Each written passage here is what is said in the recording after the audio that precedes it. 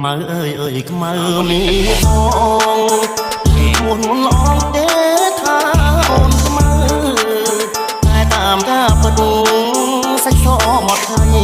តែមកតាយស្រីថ្លៃហើយខ្មៅពីតូចឆ្នាំថ្មីខ្មៅពេញក្រមុំរូបល្អសែនសមគ្មានស្រីណាដូ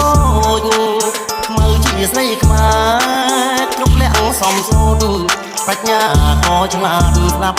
ពីម៉ែអើថ្ងៃនេះបនចូលឆ្នាំថ្មីបងឃើញខ្មៅស្រីអូនរៀបចំពាំងបោករៀនទេវតាដាក់ការខ្វាយព្រាំងដាំស្លរូតរៀងជូនម្ដាយទៅវត្តបងឃើញខ្មៅពូនភ្នំខ្សាច់